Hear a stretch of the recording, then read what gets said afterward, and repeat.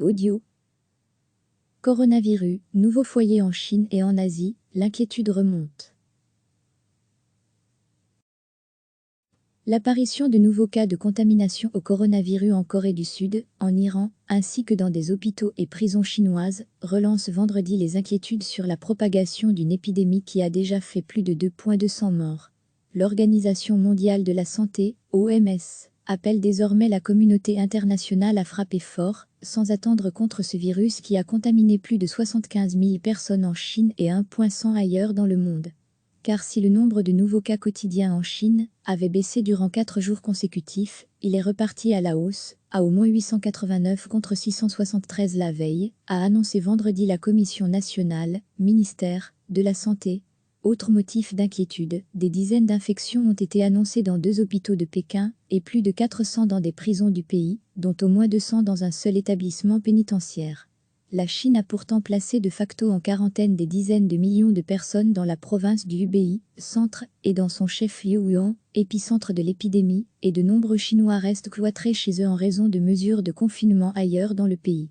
Plusieurs États ont par ailleurs interdit l'entrée des voyageurs en provenance de Chine et de nombreuses compagnies aériennes ont suspendu leurs vols vers le pays. Sans que ces restrictions n'empêchent l'émergence de nouveaux cas hors de Chine continentale, hors Hong Kong et Macao, avec 11 décès jusqu'à présent. Les autorités sud-coréennes ont ainsi annoncé vendredi 52 nouveaux cas de contamination par la maladie Covid-19, portant à 156 le total national. Sur ce nombre, plus de 80 sont des fidèles de l'église Shincheonji de Jésus, une secte chrétienne située dans la ville de Daegu, sud-est, a déclaré le Centre coréen de contrôle et de prévention des maladies. Une femme de 61 ans, qui ignorait avoir contracté la pneumonie virale, leur aurait transmis le virus, notamment en assistant à des offices religieux. Le maire de Daegu, 2,5 millions d'habitants, a invité la population à rester chez elle. Vendredi, un grand nombre d'habitants de la ville portaient un masque dans les rues pour se protéger de toute contamination potentielle.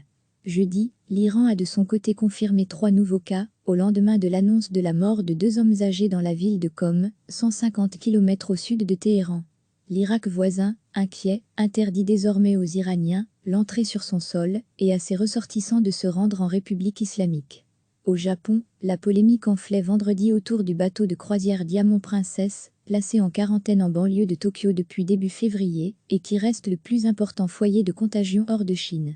2 ex-passagers australiens, initialement testés négatifs lors d'un dépistage par les autorités sanitaires japonaises à leur descente du navire, viennent d'être déclarés contaminés à leur retour en Australie. Or, cette semaine, des centaines de croisiéristes ont été autorisés à quitter le paquebot après avoir été testés négatifs au Covid-19. Beaucoup sont rentrés dans leur pays pour y être de nouveau mis en quarantaine. La contamination de ces Australiens suscite des interrogations sur les procédures des autorités japonaises à bord du Diamond Princess, toujours à quai à Yokohama. Le Japon avait déjà annoncé jeudi la mort de 2 ex-passagers, des octogénaires porteurs du nouveau coronavirus qui avaient été hospitalisés. Cette recrudescence de nouveaux cas a poussé jeudi le directeur de l'OMS à lancer un appel à la mobilisation. C'est le moment d'attaquer le virus, alors qu'il est encore gérable, a plaidé Tedros Adhanom Ghebreyesus. Si nous ne frappons pas fort maintenant en profitant de cette fenêtre de tir, nous pourrions être face à un grave problème. Ce virus est très dangereux. C'est l'ennemi public numéro 1 et il n'est pas traité comme tel à l'heure actuelle, s'est-il alarmé. La Chine continentale a annoncé vendredi 118 morts supplémentaires durant les dernières 24 heures, une hausse stable par rapport à la veille, ce qui porte le bilan national à 2,236.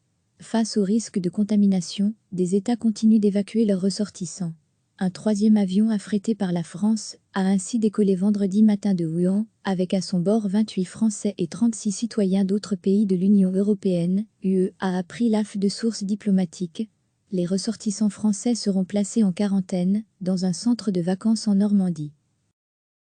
À Pékin, où la situation semblait pourtant sous contrôle, les autorités ont fait état vendredi de 36 personnes testées positives à l'hôpital Fuxing. Il s'agit de membres du personnel, de patients et de leurs familles. À l'hôpital populaire de l'université de Pékin, une personne hospitalisée a été contaminée par 2 proches venus lui rendre visite.